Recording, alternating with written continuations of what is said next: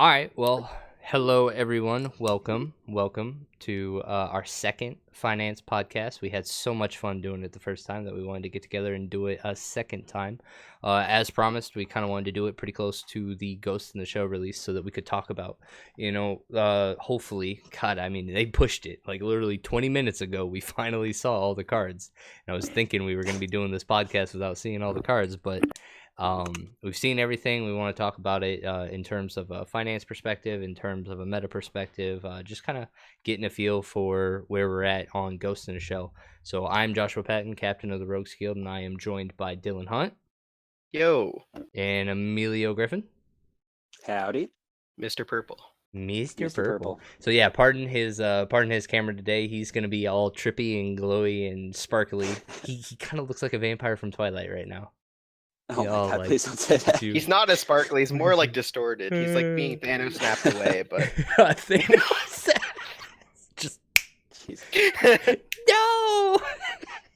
Emilio. It's a really slow process. Takes like 3 years to get him gone, though. So he'll be in the transitioning period for a while. Oh my God. So about Ghost in the Shell. So Ghost in the Shell releasing tomorrow. Boxes, starter decks. I know that mine are on the way. Huh? Isn't it May 1st? May 1st. Yeah, May 1st. Yep. Yeah. So tomorrow. Oh shoot! I didn't realize it wraps over. Yeah, I'm not getting mine tomorrow. You're not getting yours tomorw. You're a store though. You should have had yours but 2 days ago. None of the suppliers have gotten it yet in Canada, so I think it's just been a Really? shipment delay. Well, Corona has kind of messed everything up, like shipping. Right. So. Yeah, talking. Yeah, for sure. To my contact as well, he said that like his distributors have been running a little slow. Some of the places are running like skeleton crew on the warehouses, and I mean, yeah, even my Pokemon stuff was like a week late for the pre-release and stuff. So yeah, I'm honestly not too surprised, but it's disappointing. Yeah, no, it's an interesting kind of situation that we're in right now, but very glad that we are at least getting the product. So let's go ahead and start off. Now that it is here, what is on the way for you guys? I am getting 1 starter deck and a case. So what do you got, Dylan? Like personally or for the business? Period. Give me all of it. I think I'm personally getting 4 boxes and 2 starter decks because that way I'm probably getting a playset and I can fill out the rest. In terms of the business, after pre-sales, I believe I have about a case and a half and an extra display of starters, which after seeing the spoilers, I want to pick up more starters because those starters are pretty fire. Yeah. But that's pretty much where I think I'm comfortable with. I think it's a good collector set, but because it's so close to the other one, I don't really want to stockpile it. Yeah. It's a good set, though, like better than I thought it would be. Emilio? I did not get any for myself personally. No! I know. I got just 1 case and then 2 starter deck displays. I also feel like I should have maybe got more starter decks, but I think I can still pick some up, so it shouldn't be a problem. Yeah, looking at the spoilers entirely, looking at everything in the set, we definitely feel like the starter deck came out on top in terms of like the cards, best fits the theme, best playable cards, best splashable cards to go in other decks. So when it comes to the financial side and the value of the set, I actually think that probably hurts the set quite a bit because honestly, if you didn't spend a single dollar on Ghost and Shell but still wanted to play Force of Will competitively, I think the deck is all that you're gonna need. Yeah, Kinda. I mean, Like, I definitely think this is a lot better than I ever could have imagined the starter deck would be. Like, a lot of people saw the starter deck spoilers like, okay, why would on the earth would I ever buy this thing? But then you see the actual spoilers, like, oh my god, why would I not buy this thing? So, like, I don't think it's actually like a naysay for the set, even though the set has a lot of lower powered cards. I think it just says the starter deck is that good. Like, yeah. So crazy. In terms of pool rates and everything, this is definitely we're definitely on the lower end of what we normally see in the AO1 and the AO2. So like my calculation says that in a case, if you open up a case, you're definitely going to have a play set of everything. You're only going to be about 1 card extra in all the super rare slots on average. So like my math says 4.92 for a pull rate on super rares, unique super rares. So you're only gonna have maybe like 14 extra super rares, by the time you open your whole case. In the rare slot, because they actually, as compared to AO1 or AO2, they kind of put a distance between the amount of unique rares and unique supers.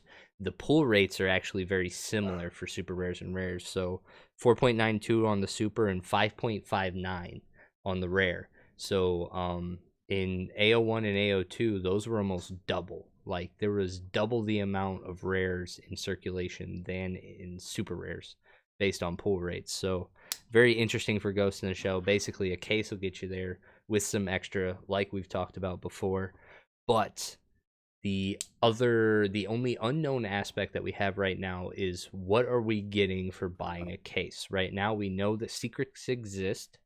The assumption is that the secret is one per case, which is kind of confirmed based on the numbers that we're getting. And then we also haven't heard anything about God packs. So just from the past, I think secrets were pretty much, you always got either a god pack or a secret in a case. So without god packs, I think it's just pretty much the norm for how that would work, right? Like, you would always get a secret. yeah, so I ran the numbers based on the secret replacing god packs. Essentially, with only 13 super rares in the set, I did the numbers just in case there were super rares in terms of like the foiling and all that, and it looks really bad. So like, in terms of rarity and foiling and all that, they need to make sure that they don't have a god pack. So here's to hoping they don't have god packs. But that secret, I think all three of us have seen both of the secret rares. They would look nice. Emilio, have you seen it? I have. I honestly, so they look pretty, but they're kind of boring with the white background. You're asking the wrong guy. I'm kind of with you, but in like comparing apples to apples, those cards are the most desirable of the entire set aesthetically. Like, in Absolutely. my opinion, like, taking the CGI from the anime and just going that I think route. the hacker in brief would be the most aesthetically pleasing. Yes. If those of you who don't know, go look up the hacker in briefs. But the having something that is more reminiscent of like what our full arts have been, and actually something that looks like it's been drawn, or had something, put into it. Also, I think I saw a picture of the foiling on it, and I got a feeling if I actually crack one of these in real life, I'm going to be very impressed, because I think the foiling on it is really unique. I don't think it's like a foiling that we've seen yet, based on the kind of glares that I saw in the picture. So here's to hoping. Downside. Yeah, word on the street is that it's a new foil, like new foiling process. So a new foiling process that just a rumor, no validity as far as I'm aware until I crack a box, but that might trickle into something else. Probably. Can't see it not. Maybe we'll see. I don't know if it's beautiful, but but yeah, here's the hope. And the downside to it is that only one of them, I believe the one is going to be significantly more expensive than the other. The one of her laying down with the little quick droid, I think that one's not going to sell near as good as the other one is. I don't think it'll be that big of a distinction. I think definitely the other one will be worth more, but I don't think it'll be a huge difference. Like, maybe $10. Like, no, I don't. So the one Motoko is like hands down worse than the one that we have from the starter decks of AO1, right? Yes. Secrets almost never actually factor in playability. Like, for example, I think the fire one from, was it Awakening of Ancients or the one before? It's a horrible card. No, you're talking about like Zoom. No, Zhuge was way cheaper than the other ones. Horrible card. That was like half the price. Well, initially, but they actually kind of like balanced out over time. That's because she's gorgeous. It's a horrible card. You'd never play that card in any deck.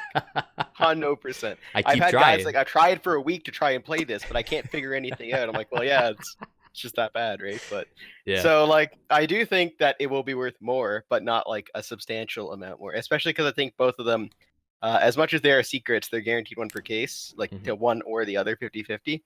So I think because they're so much more common, that they will have a lower value overall. Now, What I do you do mean think so they'll much have more better common? collector value in terms. Well, so with the previous secrets, you didn't always get a secret. The Correct. God Pack was technically better because you got more SRs, but in Mhm. terms of like pure value, secrets were what you really, really wanted because it's like $100 or what have you, right? I don't think the secrets in this set are going to be anywhere near as valuable because you always get a secret in a case instead of like a 50-50 chance of getting a secret and then having like 3 different secrets on top of that. Not only is there less variance in secret, there's 2 instead of 3, or I think it was 3, I don't Mhm. remember. But Yeah. you also always get one in a case. Okay. So So I are think we that will assume? affect it. I think more than anything, you are onto something about the price not being too different, because I think honestly there's going to be more collectors buying that than there are players. 100%. That was going to be my second point. Is like I think it's definitely because it's Ghost in the Shell, it's going to be more collectors than players. And in Yeah. general, that's how secret rares work in general. No one Okay. really cares too much. They'd rather have a full art unless they really, really like that artwork, which is some people. It's fair. I like that stuff Yeah. too. But if I pull $100 card, I'm going to sell the $100 card. I'm not going to keep it and then play it, unless it's like really, really, really nice to me personally as Yeah. a player. Yeah. Otherwise, I'd rather get the $20 version and just have 4 of them for that price. Yeah. Than... All right. So then, are you guys aware that Ghost Oh, in no. the Shell does not have full arts? Yes. I am, after you told me not that long ago, and I was deeply hurt by that. I'm pretty Yeah, sure it's that in the is advertisement. that is I never noticed.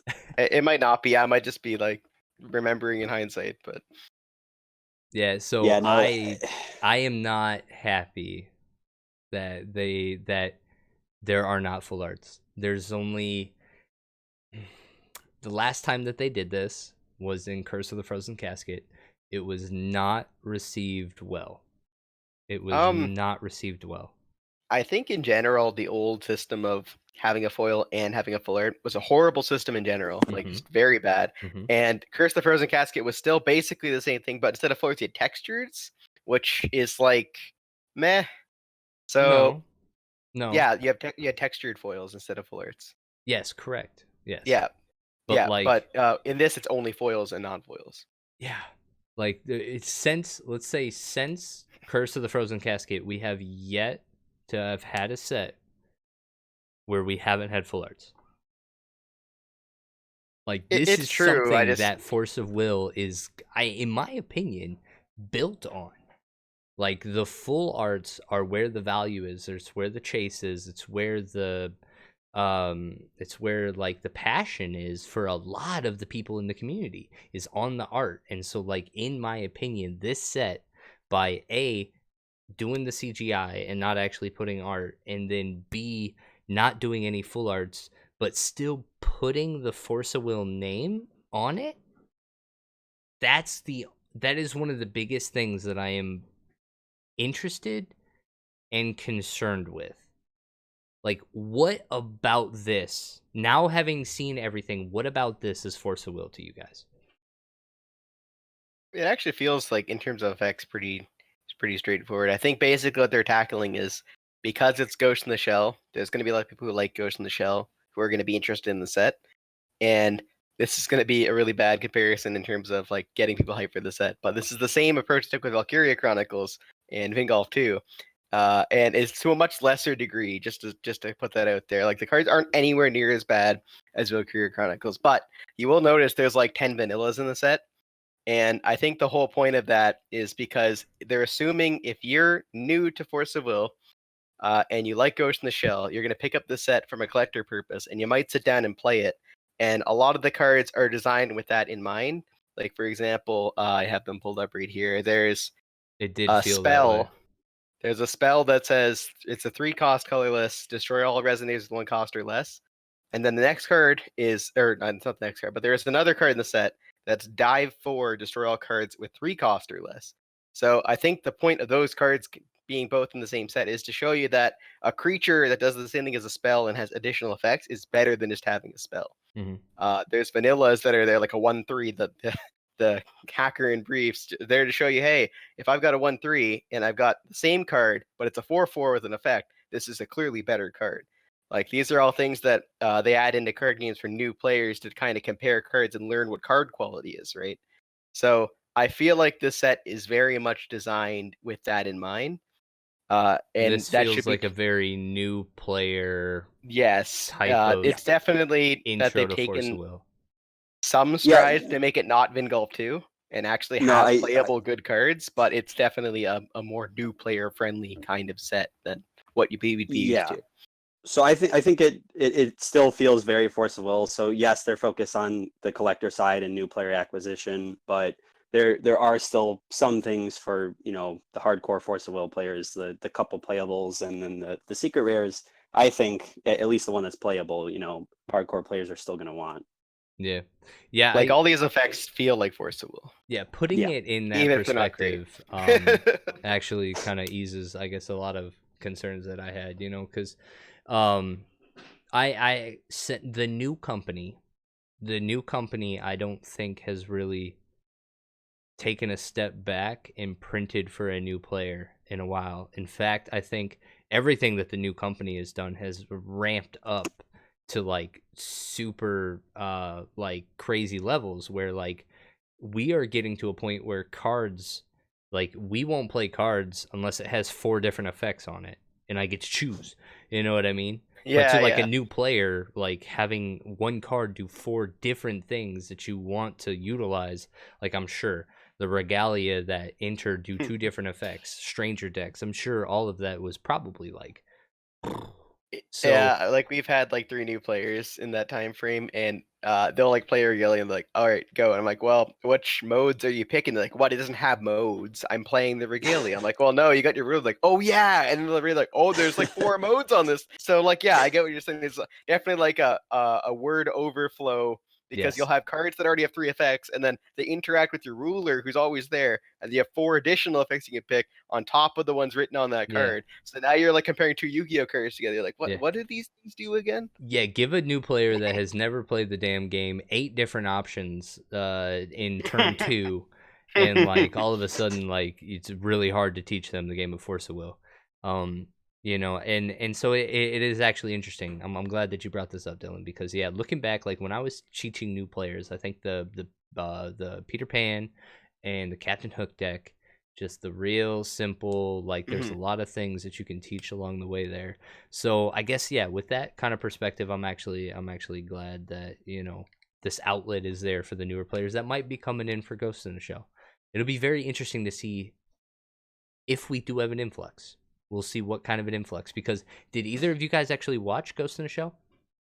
So I've seen it because, like, not the new show, but I have seen Ghost in the Shell No, because no, it's a I'm talking very like the new Netflix influential. one. Uh, yeah. I, No, I I don't. watched one episode. I've not heard amazing things about it, but I think just the word, like the series itself, Ghost in the Shell, is an iconic piece of anime. So much so that when I took a science fiction course in my college, they actually specifically showed us Ghost in the Shell in its entirety because it's such a big science fiction phenomena that even though the course had nothing to do with anime, they made sure we watched it so that we understood all the concepts that they explore through it, like about humanity and all this other kind of stuff. So But yeah, the franchise is actually big enough that I think, excluding this show, which apparently doesn't have great reviews, I haven't actually seen it myself. I'll probably watch it later, but Terrible. it's on Netflix, so I don't have that. but So how is anybody watching Ghost in the Shell on Netflix gonna know that our card game even exists and printed this stuff? you would be very much surprised Yeah. because, for example, with Valkyria Chronicles, as bad as the set was, Hmm. I had like 3 people be like, "So I heard this game you play because I mentioned it to people. Like, I heard they have a Force the Will set," and I'm like, "Yeah, they do." And like, Really? okay, I want it just because I like Valkyria Chronicles. Wow. See, And I'm yeah, like, this yeah, is that is exactly the kind of market they're trying to target. And interesting. it's hard with Ghost in the Shell because it's not a video game. Okay. It's an anime, but it Hmm. is such an iconic anime that I think it'll still have similar kind of attraction. The big thing I think a lot of people are thinking is who doesn't know about Forcible at this point in the game, because it was such a big game when it came out, and it's been out for so long Hmm. that even in passing, you probably heard of Forcible. Yeah. So it's hard to grab new players toward the game because most people have already written it off in their head or they're playing it. There's not like a lot of middle ground, right? Yeah. So I think that's part of the reason they're still doing these crossover sets is because they're like, let's try and get whatever left of the new players who haven't heard of it or who haven't tried it since the first set. Same thing with the Alice cluster, like a throwback to people who used to play. Yep. This is another avenue for people who either have heard of it, haven't tried it, or who used to play and liked Ghost in the Shell to jump in and try it out and Yeah. try and get into the stuff. And there's I think we mentioned that the ruler is really, really simple, but it kind of goes with that. There's not 20 options on this ruler. It doesn't He flip. doesn't It doesn't. judgment. He doesn't It like. he is there to hold your hand and let you have an okay time with the starter deck.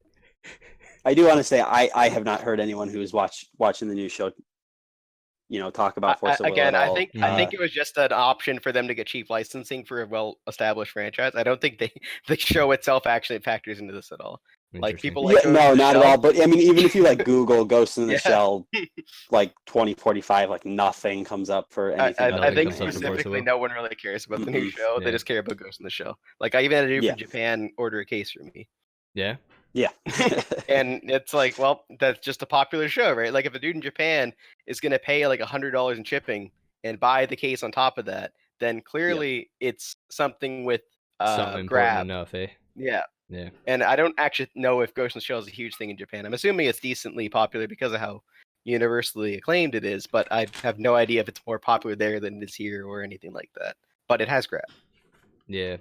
No, I think the interesting thing here is that like we're definitely we have something that is easy for new players, and I think that's really good.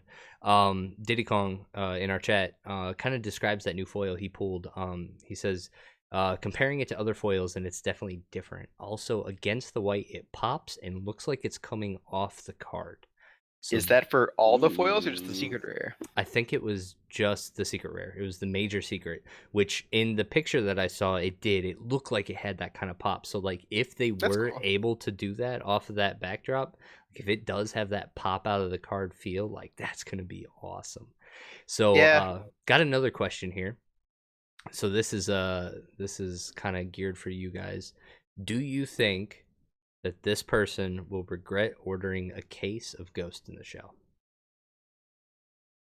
Like it really depends what you want from the case, right? Like it's a very open-ended question. I think in terms of sealed collector value over time, the case will have really good value. If he's a competitive player and he only wants it for competitive cards, I don't necessarily think he'll regret it a huge amount, but probably more than if he had just bought singles. If he's someone who's in between, I think he's fine. Like he probably is getting his values worth. He's not all competitive. He still has some collector values to it. Then yeah, he'll probably be okay with cracking it. Yeah. So in my opinion, from a competitive player's perspective, yeah, I'm a little disappointed in the set. I don't think it doesn't aesthetically pop out, and it's not anything in here that I'm like super have to have. I think some of the best stuff is in the starter deck, like we've said before, but from a financial aspect, I'm not worried about losing money on this set. I definitely think it will hold value in one way or another. And so I honestly open it or leave it sealed. As a player, I'm actually happy that this isn't like a super strong set competitively because we have Alice Origin 3 coming out in a couple of weeks, and like that's really tough, especially with everything I'm going sure on that right now, factored in as invest well. in both. Yeah. So what is yet to be seen is how much is in circulation and what the actual demand on this is going to be. So I think what we're going to find out here coming up, because it's still basically relatively unknown, is who put into AO3 and who put into Ghost in the Shell. You know what I mean? And so I still feel like, even though now in hindsight we're starting to see spoilers on AO3, we're seeing spoilers, or we've seen everything in Ghost in the Shell. Anybody that picked AO3 definitely came out on top in terms of like just putting your money into something that is going to explode. But if the demand or if the supply is really low on this, and if only a few players are in the game, then this will maintain value and increase over time. We know that Rudy is sitting on a lot of the product and has distributed actually a lot of the product through his Patreon. So that is actually really good because a lot of those players aren't Force of Will players. They just get Rudy products. So back to what Dylan was saying, these are just new players that are going to get a little bit of an easier dose of Force of Will medicine than the competitive meta that we have. But other than that, I actually, everybody that I've talked to is more weighted in AO3 than Ghost in the Shell. So Yeah, like I don't think it's actually going to be a super limited quantity. I think they've printed, like, because of people like Rudy and Svetlana who have ordered a lot of product, I think it's probably going to be reasonably accessible, at least for the first little while. mm-hmm. So I don't think you've had to go balls to the wall super deep into it, but Mm-mm. I also don't think you're going to regret it in the long run by going into that stuff, because I think over time, this kind of stuff will have longer term value than, for example, AO3. In a non-competitive standpoint, like in terms of collectability, in terms of sealed box collecting, in terms of people who like Ghost in the Shell, in terms of there being really good tech cards for like Wanderer and stuff like that, I think there is still lots of value in this set, even if it's not as good as AO3, because AO3 is the competitive equivalent of this set. Yeah. And It's everything, like back when we were talking about this 2 weeks ago, we kind of thought there might be some color in this set. And the fact that everything is void. Everything is void. I was kind of 50-50. I could see them putting some color Yeah. cards, but it like everyone was kind of reading into the fact of the promo cards and stuff that it's probably just going to be colorless. But in I think that's another thing that is better than Vingolf 2, because it's one thing to say, hey, here's your series, and another thing to say, here's your series, pick a color and specific characters and go with that. So Mhm. it's like, well, now everything's colorless. As a new player, not caring about colors is really appealing, because Yeah. you don't even need to learn about colors until you play against another player who uses the colors, which is down the line. So Yep. I think it makes sense given the scope of what they were trying to do. I agree. I agree. I think it was really good. And then in terms of that long-term value that we're talking about cards that are going to be. Oh, Oh, bye, Emilio.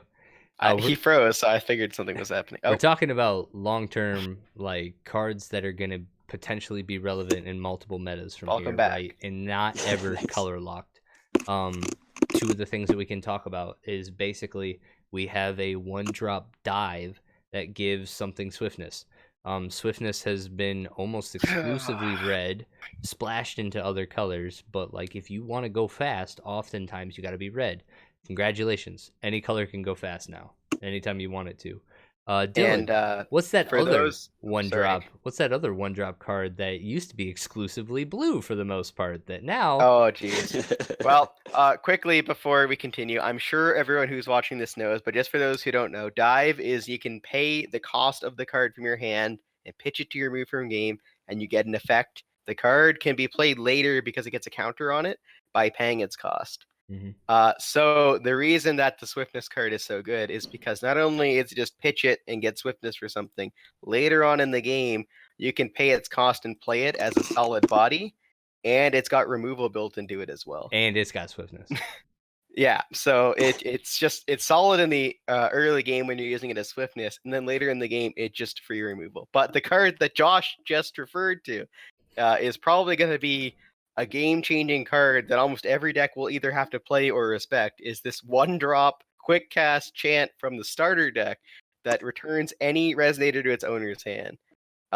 Ridiculous, just straight up. Like, how do you deal with that? Yeah. Even one cost and like Prissy stuff, unless they're giving an immediate effect, if they have to attack or anything, you already have an answer to Yeah, no, it. yeah, I think Such a tempo swing. like at one drop bounce spells have always been good, right? So we're playing Bewildering Charm in the majority of our metas right now. We're like it's always been a good card. Now it's not color locked at all. For like a year and a half, we are gonna have a colorless one drop bounce spell. I do also want to go on record as saying Bewildering Charm is still sold out. Yeah, that's another thing too. Just And this is just a starter deck card you can pick up and be like, Yep. hey, it's essentially better. It doesn't have the draw effect, but if you're using the draw effect of Bewildering Charm, it's because you wish you didn't play Bewildering Charm most of the time. So. Yeah. No, but And I think the other thing also is, oh, sorry, continue. bouncing your own things, like that's always Mhm. kind of been Yep. like an amazing aspect. So like having a bounce spell that isn't just for your opponents but for your own stuff has always been good in the game of Force of Will. So Amazing card. Could Bewildering Charm bounce your own stuff, or is it just your opponents? I want to say Bewildering Charm is returned. No, it's you can bounce your own stuff. Is Okay. it? You Target probably resonator. wouldn't, but you can. It's an option, right? Mhm. Another thing I think in the favor is in the actual set, there's a mana dork. You can tap it to produce colorless. So if you play that on turn 1, you still have the bounce Mhm. because it's also colorless. So you essentially can set up ramp, but also answer your opponent, which is also really huge in tempo. Yep. So then it's pretty good. Even if you don't run the mana dork, it's still a good card because, as Amelia pointed out, it's already sold out as a blue card. So Yeah, no, and it has been. Now there might be a couple more coming onto the market now that we've got this colorless bounce spell, but we'll see. yeah, but I mean, would you play both? You might. Like I don't know. having lots of tempo available to you at all times is always good. Mhm. No, I could agree. But yeah, also looking at the set, what else was kind of popping out? Dylan, you said you had a nice little. There's actually a lot of stuff I think pops out, and it will vary a lot from being like hyper competitive, like this quick cast 1-drop, to being Mhm. like in the middle, like a good tech card. And there's a couple that are like these are really specific, but they hit a niche that we don't really have. Yeah. So one of them is it's Dive 2. Your opponent banishes a Resonator.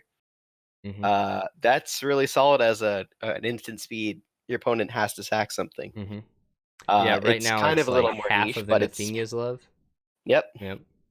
And it also later on can be used as a draw 2. Not a great use of Draw it, but 2 it on a does. 3-drop though, right? Yeah, it's a 3-drop 2/6, so it's not a great like playable as alternative, but it's there as a free card later in the game, right? Mhm. There's a 5-cost 12/10 that can't be canceled and has barrier. Which is kind of So like a Motoko, or kind yeah, of. It's a cheaper or not a one. I think Motoko, she's but separate. a Karua. Kirara or whatever, Yeah. Karua. Yeah, like it's a colorless version of it. I think that's a solid idea.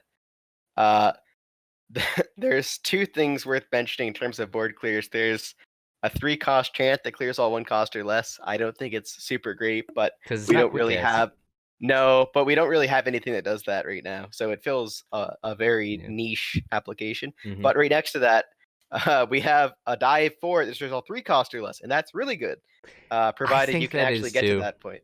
I Yeah, think that like is too. it's quick cast because it's a dive ability. Mhm. It's 3 cost and less, which is almost everything that's played right now, Yep. including tokens. Mhm. And it's also later on a 12/10 body for 5 mana. Yeah, which on Like Inner does anything, or it doesn't do anything on enter for that one, but okay. just the fact that it did something amazing and later on can be an extra resource. Yeah, because I I know think that in Faria we were looking at. I mean, people were trying to play Holy Nova, stuff along those lines. Like that, destroy yeah, all resonators. Like is something very powerful, and so to do it at quick cast speed, I think is definitely something control decks are going to want to try to I start I think implementing. this gives an identity to control. Like dive itself is a mechanic that lets you play like a board clear, but it is later on an actual body. Because as a control player, I always like how many actual bodies am I playing? Because I can't play 40 kill spells and cancels, or else I can't win anyway, even if I always cast them. Because then I still have no win condition, right? So this kind of gives you something like that. You don't have to run additional cards; it just doubles up, right? Mm-hmm. There's a 3-drop. It destroys an addition. It's not especially great, but there isn't a generic addition removal for most colors. I think only light and maybe red have an addition removal. Green. Yeah, Maybe green it's also has one. green. So like there are colors that don't have access to that. So having a quick cast ability to destroy an addition, even if it's expensive, is still something, right? What's on the body? What was the body? 6/7. I don't think it's usable as a body, but Yeah, it was it a has a 4 cost 6/7? 3-cost. Oh, so 3 on the dive, 3 on the It's better, but yeah, it's not. yeah. There's a 4-cost 1K that destroys a non-J ruler non-magic stone. I think on its own that's just good. Like it's not crazy high value, and it's not going to be like included in every deck, but it might be like a 1 of or 2 of in certain decks. Like it's a solid body that does removal, and it's very flexible in that. Yeah. There's a 1-cost chant that gives something flying. You pointed out that we've had yellow cards that do significantly more by like including buffs or being quick cast and that kind of stuff. But And as Remnant. you pointed out, Arla, yeah, Remnant too. Arla, it gets a lot of value out of things having flying because it becomes a draw engine. Just being a 1-cost way to give flying with the colorless. Previously, I'm pretty sure we only have yellow cards to give flying for 1 mana. So this is pretty significant in that regard. Why do I think blue wanted to fly? But no, I might be There's the magic. one, maybe. There's the one that you really, really like. I'm not a huge fan of it, but it's the one cost 2/2. You can take any card in your deck with dive and remove it from the game and give it a Cyber Ring counter. No, that's not the one I really like. Oh. No, Which one I was the one like the dive 1, look at your opponent's hand, for 2 cost, play it, and your opponent can't play a card. Oh, okay. That one's Yeah. good too. Yes, that one is going to be fun. I'm kind of mixed because if you can actually keep it on the board, I think it's the big deal. Yeah, I mean, well, right now, how many, like, it's not the easiest to handle a Dark Alice, right? Maybe it really depends on the deck, like, Right? really. So, like, I think it could be very, very, I think it could be very good. But we'll see. I think the other one though is the kind of the Morgiana type esque. Yes, that one I think is pretty solid in almost any deck. It's a 1 cost 3/3. You look at the top 3 cards of your deck, and you add 1 to your hand. You put the rest back in any order. Yep, that is. I can't think of many decks you wouldn't want that just generically in, because it's a draw card that has decent stats and rearranges the other cards. Yeah, it would be nice if it could put them on bottom, but it's not a deal breaker. Yeah, no, and I mean, like, we all the time we're trying to do stuff with Rachel on her inner effect, looking at top 3 and kind of rearranging it in a way, drawing 1 card, putting the other 2 back. I think that's stellar. We've actually gotten a couple things. I think one of the cards I wrote down was something like that, Cyber Intellect. There's actually a couple things that have come out in this set where you're allowed to stack the top of your deck. There's a lot of cards that do it in the set, actually. And I think there's like 5. That is something that that wanted to be abused. I think it was last time when we had Teleport, which was a 4-drop. We had Schrodinger, House. Parallel World Schrodinger. He wants to just play stuff off the top. Flame Sword, or the Ushiwa, top 5. Look, put 1 to play. Just remember the Atom deck? Yeah, Atom Roulette. Like, there's just plenty of stuff where, like, knowing what the top couple cards on your deck is like super important. It takes away some of that RNG from playing these cards, and so like having a card like this is crazy. For a 1-drop, anybody can do it, right?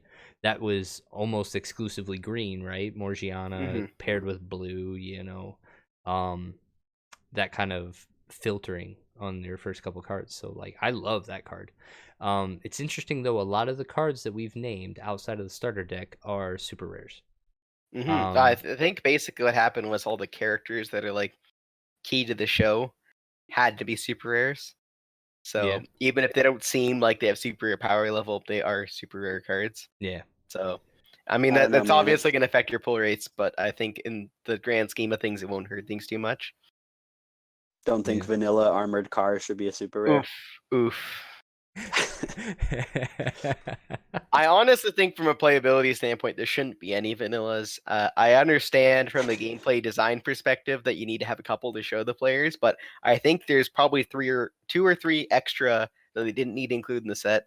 Like having a 6-drop big body. I'm like, it's cool, and I get the idea they're going for, but it's a little much in terms of pull ratios. Yeah, like he was like the main character, dude, right? He was like a 15 or a 2015 for 6. The main character dude's an armored car. Oh, the armored car, yeah, but the other one. Yeah, like it makes sense. About. I wish there's a little bit less vanillas in the set. Like, that's my personal nitpick. I understand a lot of people don't like the set at all, and I personally think it's a pretty good set. That's my personal thing. I wish there was less vanillas, because one thing to have a bad card to show the players that it's not good, but to have a lot of cards with the same, I'm big and I have bad stats, or I have bad stats and bad or low cost. Like, these are cool to learn, but not to this degree. So let's just say if you were able to land these Tron lands 1, 2, 3, does that change the playability on some of these cards? If you could consistently, significantly, yes. You think so? I think this would actually be a viable competitive deck for like 90% of these cards. If you were on if you could always get Tron. Yes, if you could always get Tron, this would actually probably be a meta deck. 7 colorless You on could literally take 3. any colorless cards you want from this set, throw them in a deck. If you always got Tron, it's probably good. Interesting. The Okay. problem is I'm kind of with you.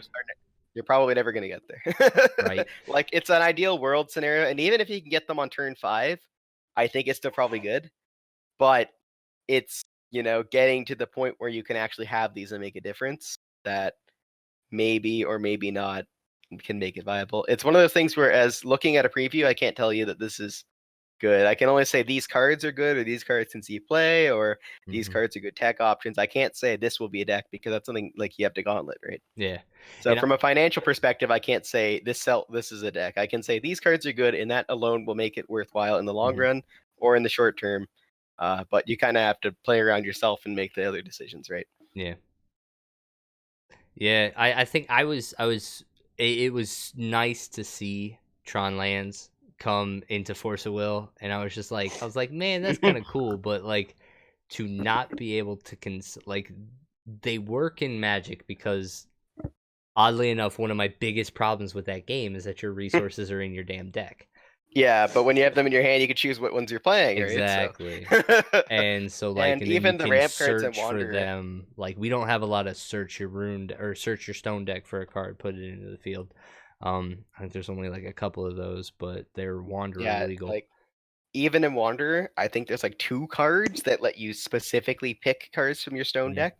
All of the other ones are just the top card. So Yeah. even in terms of Wanderer, you don't really have a lot of flexibility in getting the Tron lands, right? Yeah. And I think And again, for those who aren't familiar, there's 3 stones, they produce 1, but when you have all 3, they produce 2 or 3 depending on the stone. But yep. essentially, they're rapid expansion for like ramp. Like you can specifically put out huge bodies very quickly. Is it 8 will or 7 will if you have all 3? I don't remember. I think 1 is 7. So 2, 2 and of the them other, do 2, and then 1 does 3. I got yeah, you. Okay. which is pretty big for turn 3 potentially, like 7 mana.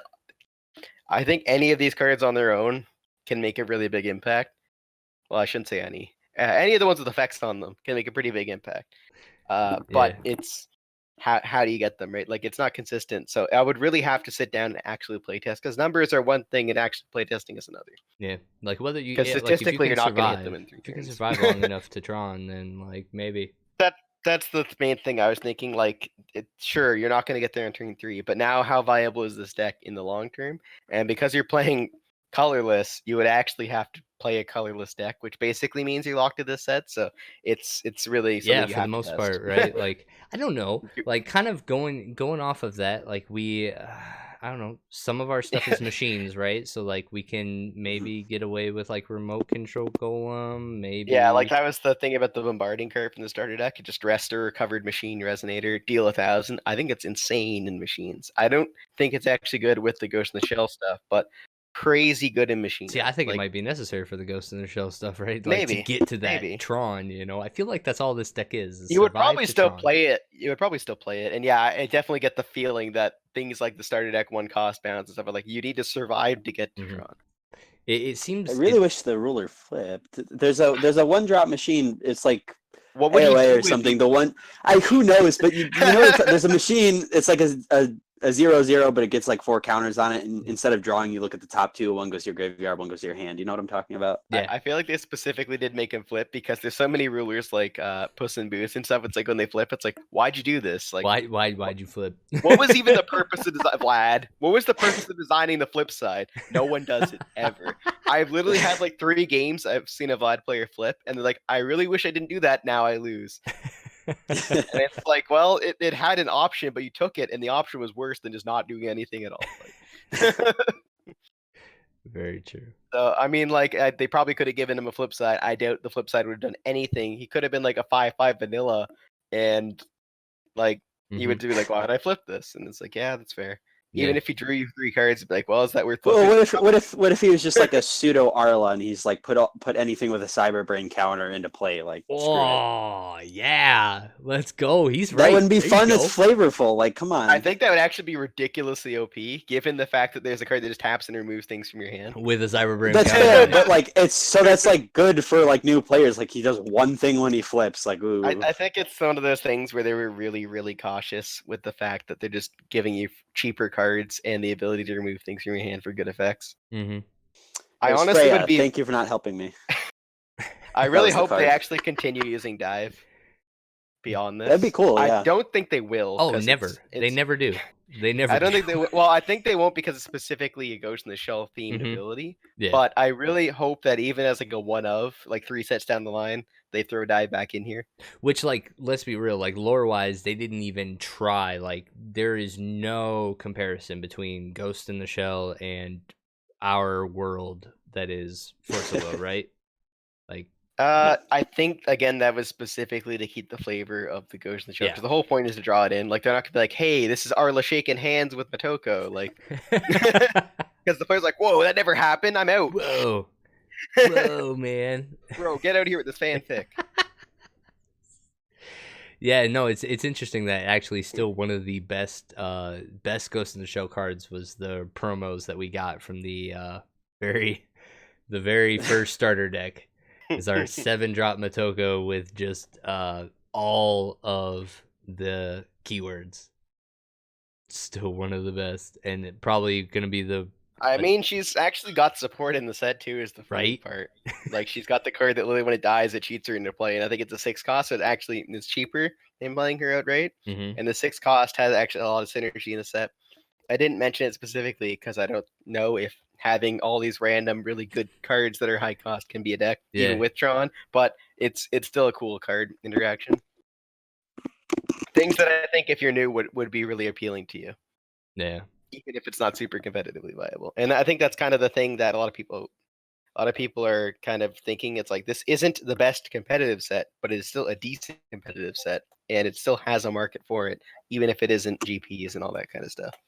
Well, I don't know. Like GP wise, like we'll probably end up having someone like Ryan Miles show up with like this Ryan Miles dude. plays the ruler, plays the whole Top starter deck. eights. It's like, yo, seems good, I guess. I don't know.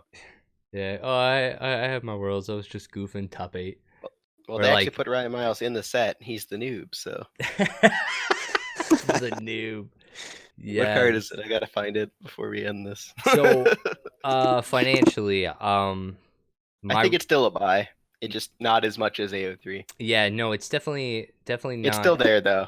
I would Like say a lot of people. Oh, sorry. Continue. if you're sitting at home right now and you still have not purchased anything, my recommendation, which is not professional at all, it's just a dude with a thought, is to actually hit this one on the singles market. You can probably hit it very fast and very early on release, and probably get some stuff pretty cheap.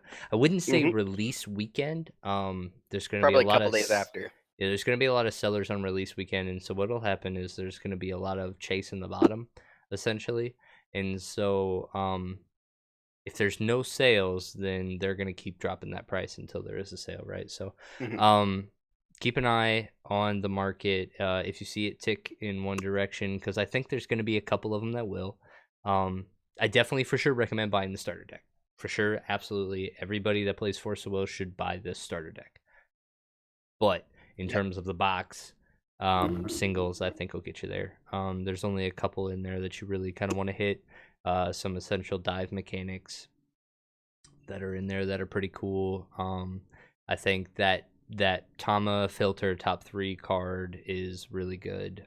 So keep an eye on that one.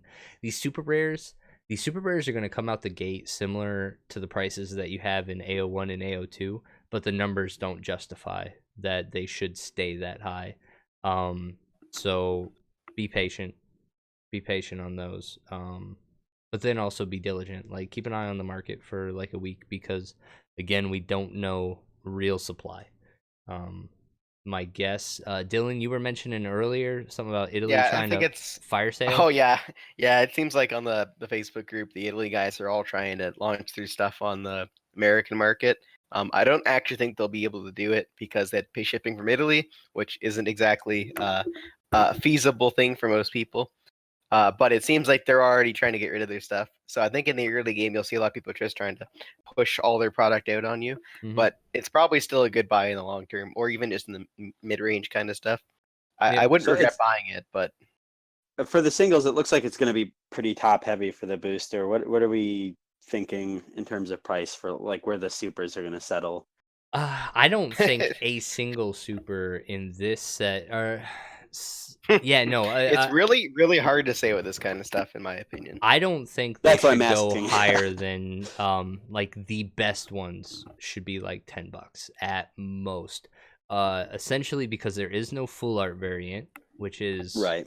There is a the foil variant, though, right? yeah, it's a foil variant. Foil. And then also because of just the set was the set was small, but the pool rates were identical, which means that if the same amount of boxes of X and Y are printed, right, then you're going to have more super rares in circulation. You're going to have more rares in circulation than we have in any of the other two sets. So if the same amount of boxes were printed, then more cards are going to be in circulation, so it should be cheaper.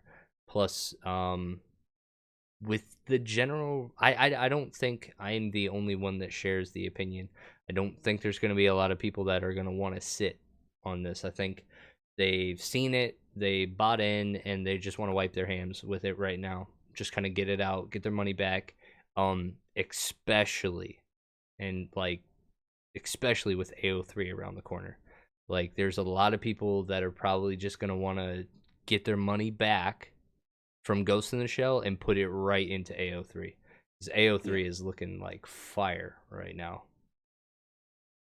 So And water. And water. Reflect. So hold on, let's talk about that for a minute, right? So Reflector Frame, lore wise, was put is the one of the biggest financial supporters of Force of Will. It's his kids, something along those lines. Did I hear that correctly? Reflect and Refrain was designed around somebody's kids. I've never heard that, so I have no idea. I don't think I've heard that before. So like It's a Josh rumor. It is definitely a Josh rumor. Josh is starting this right now on the spot. He just came up with it. So I'm actually very happy to see Reflect and Refrain back. It got a bad stigma in the very beginning. It was super busted card. Having to ban it, I know, took a lot. Don't worry, they were also on Severing Winds as well, just in case he needed a flashback. Oh, I know, right? Well, I mean, they stayed in the lore for a while, but like they never really got their light again. But yeah, it was it's good to see them back in ruler form. I think they have really good flavor in the new set for the Reflector Frame stuff. Yep. So good flavor, good power level. My contact, the person that I bought cards from, is in the chat right now. He says the set is solid. I'd say 4 or 5 cards will be above $5 for a while, at least foil versions, but overall EV will be lower than AO3. Or even AO2. I think it'll definitely be lower than AO2. I think it might even be worse than AO1. AO1 has started to regain its value. Like it's bottomed out. AO1 was really bad at the start, and then it's slowly gaining up. I think it'll be similar. I think this is AO1 style where go try to buy an AO1 box now. And then very well, that's the only reason the cards are going up, right? I think it's going to be the same thing here where the cards start out low, like low EVs, and then they slowly staircase upwards. Yep. Thing is, though, being a colorless set, who knows what cards might be good or useful. It's pretty crazy having every card being useful for every set in some capacity. Yeah.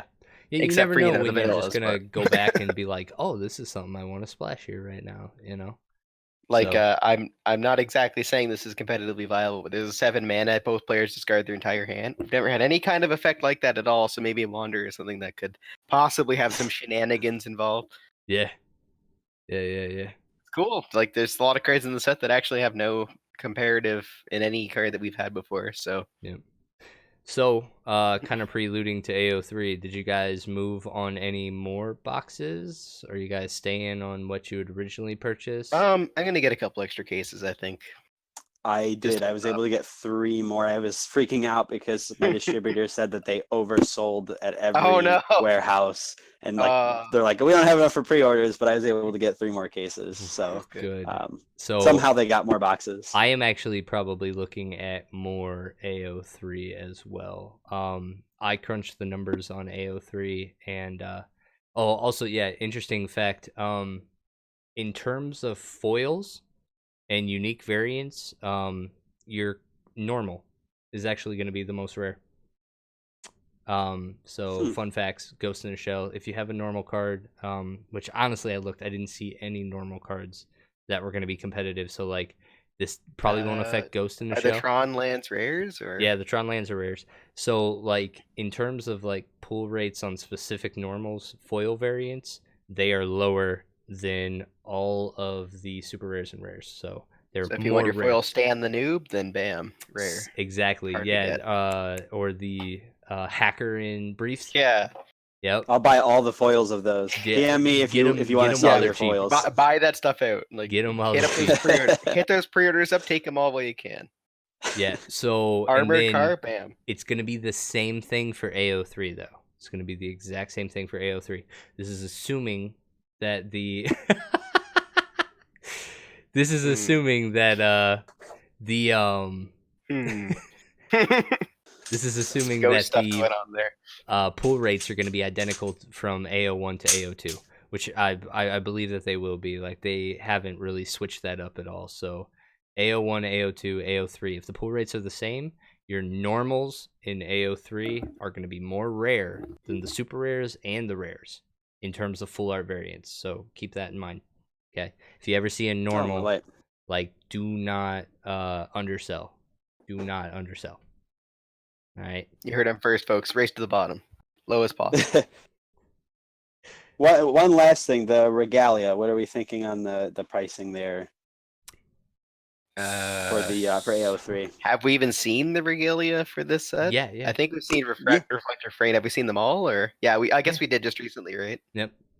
So I don't know. It's one of those things where I would say you need 4. I mean, you need 4. So like Maribel Type 0 is already sold out for AO2, Exactly. and I'm sure that's going to happen with the other regalia as soon as they get more support cards. I think it'll do the exact same. I think the price. I think they'll actually be harder because now we have 3 regalia in the set. Yep. Whereas previously we've only had 1. No, I don't think it's going to be harder because it's still the same rarity.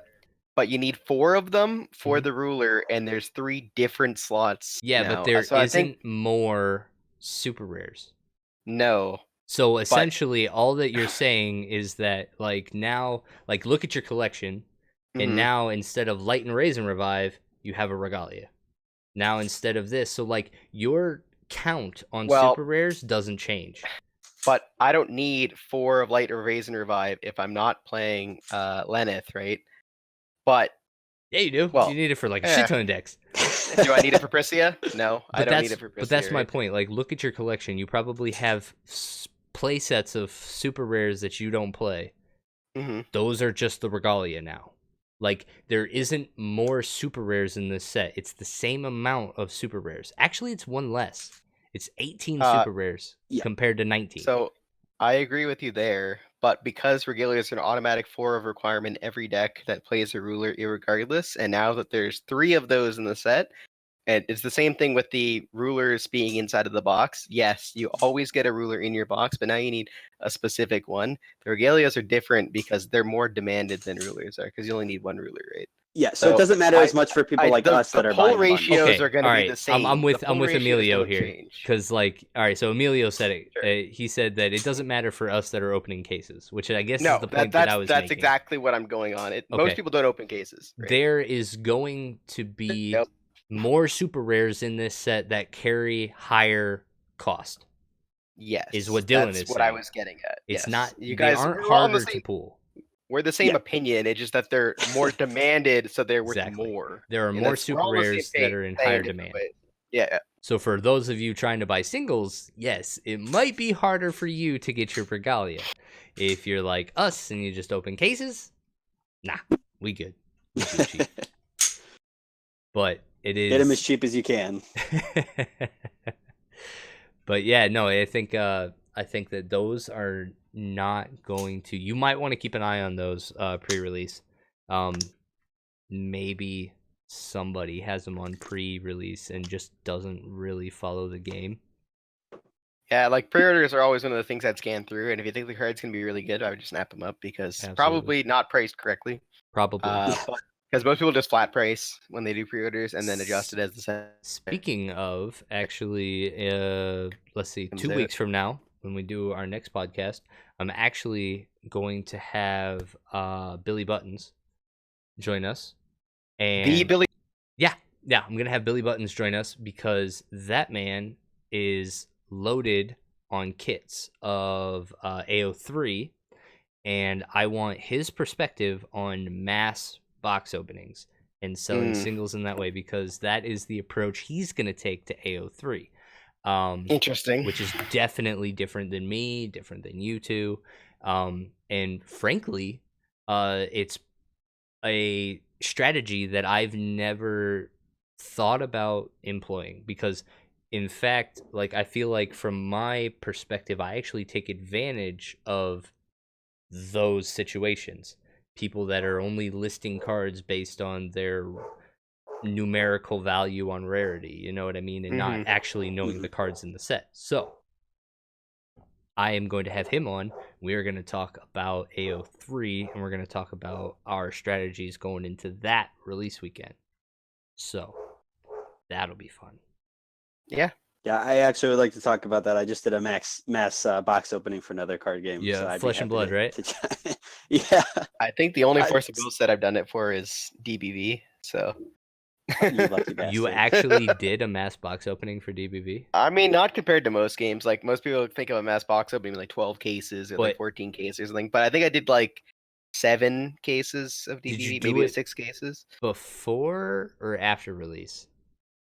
Just staggered throughout. Like it wasn't all at one go See, because and it that's wasn't what. planned. It wasn't planned to be a mass box Yeah, opening, but no one right. wanted the But the boxes for some reason. exactly. So like that's where in my mind, like any moves that I've made have been after release, like to Yeah. come out the gate like that and just already have prices listed before real demand is even set, and just not having it based on the power of the cards either. Like that I for think me the is main just like, reason that Billy is doing that approach is because he's primarily Magic. So that's mm, generally how it works for Magic. Is like we know it's going to be demanded. We know there's X amount of cards that are going to be good and X that aren't. We're just going to open all these boxes and get them out the door right now. So yeah. So maybe I'm speculating. Billy's a cool guy. Who knows? He's got a well, lot going on in here. So and what I really want to know is kind of like the math behind that. Like, so for us, um, like what in terms of a box opening, like let's use AO2 for an example, right? You open AO2 and you just listed all your super rares for $10, all your, rares for 5, whatever, blah blah blah. Like what EV are you aiming at in order to be just successful on a max box? Like, is it only like 10%? Is it 20%? Like, what is that number that you're looking for to where you're selling some of these cards at like way undervalue in the perspective of like 2 weeks from now? You know what I mean? Or like for the risk of, or like for the reward of maybe selling some cards first, right? Being the first one to get it out and get it out at a higher price from when it tanks in a week. You know what I mean? Like, what is that percentage that you're just like, yeah, I'm gonna open up 14 cases and I want to make 15% of my money back, or I want to make like 115% on like what I invested. See, it's interesting you asked that because I think the answer is different for literally every person who is opening the boxes. Because, for example, he's going to have a different answer. You're going to have a different answer. I'm going to have a different answer. Because for me, for example, I don't ever think it's worth it to pre-sell or to do max box openings because, for one, I'm doing it beforehand before any of the numbers have settled. And I'm almost always going to lose money this way. That's where, Because I'm either going to sell the boxes at a higher price than I would get from selling those cards as a pre-sale / release day, like before openings are like settled at. Like release day is kind of a really broad term, like the day of the release or like the morning of, like first thing my cards are at the door before anyone else's, right? So I wouldn't be that guy who puts it out at 1 a.m. Set just came out, got everything up, or I had pre-sales the week before, because honestly, I've seen it with so many games like Pokemon, Magic, Forest of Will. I've always seen the cards go for dramatically less than what they're actually worth, unless it was like a Yu-Gi-Oh card that was like format defining in Japan, and everyone's like, "Oh, it's $300 card, easy, sell it." Sure, right? but if it's not those cards, it's always a loss from what I've seen personally. So from my experience, I would never do that. I would always be the guy either doing like the late release day really or throw the cards out then, or the guy who just kind of slowly opens the product over time and just kind of releases it into the market, lets it flow, and kind of collect my value like that, right? But you guys are going to probably say something entirely different than that. Yeah, so I actually typically will wait a little bit before I add all of my quantities onto the market, just to kind of see where things are settling. And I ideally like to, I know I'm not going to get what I would get, for a sealed box. So I like to be somewhere in between. And usually I can hit that fairly easily. If I don't think I'll get that out of a set, I won't open it and sell the singles. Yeah. Yeah, for me, I always try to list on release weekend, but I will make up higher numbers than listed on cards that I know are like You meta speculate. defining, are Yeah, very a lot like, of and I will speculation. leave them high for a couple weeks, knowing that like if it doesn't sell, whatever, I can chase a bottom then. But just like knowing that that card is important and knowing that that card is good, I use that to like really reflect on some of these prices that I list cards for. And it allows me to be patient in the market, but to just make up numbers based on rarity, I'd never be able to, or be able to And I just think follow the anything. I think when I finally got around to it, like I can't imagine all the people that sold like that Cisse, the or the hot springs. yeah, Like yeah. if anybody sold that for like, Fire sale off for $10 pre-sale, as I think what I jeez, saw them going for. Like, geez, Yeah, I like. sold some at $10. oh, Emilio. But But yeah, see, that's the it's thing. Like, we're all at different scales, mhm, and we all have different mindsets, and we all have different business models, right? So, like, my business model is I can sell it either as a box or as singles, and mhm, either way, I'm going to try and maximize what I'm getting out of it, right? Yeah. You, for example, Josh, I think you only really sell singles, right? yep, So you're just trying to play the long game, play it out, try and get the sales wherever they would be the most valuable. You're always going as single cards, right? yep, And Emilio seems to really only want to open the products yeah, if they're really valuable singles. Otherwise, he's definitely a sealed Yeah. guy. yeah, big on Yep. sealed. So, like, you can see how there's a very big difference just between us. And until this point, we pretty much all agreed on these things. But because we all had different strategies, it's very different approaches to how we do this kind of stuff, right? Yeah. Yeah. Yeah. All right, guys. Well, chat. Do you guys have any questions here in our last minute? It looks like Dan is trying to sell me an AO3 box or Why an is he AO3 purple? case for sure. But yeah, no, it's been awesome. Thanks a lot for doing this again, guys. I don't I like doing this. I like doing this Yeah, it's regularly. fun. Yeah. Pretty good. If you guys like it and you like what we do here, please just go ahead and let us know on Facebook. Reach out to us. I know I've had people reach out to me on Facebook, ask me about selling cards on TCG Player. Like, please, that's what we're here for. We're community resources, and I think as soon as you get to a point as a player where you want to start selling and you want to start trying to get some of that money back to reinvest and to like put in the long game on trading cards, like reach out to any of us. We love doing it. This is a passion for us and it keeps us in it. So thank you guys very much for joining. As always, I'm Josh Patton and I was joined by Dylan Hunt and Emilio Griffin, and I'm signing off. We'll see you guys later.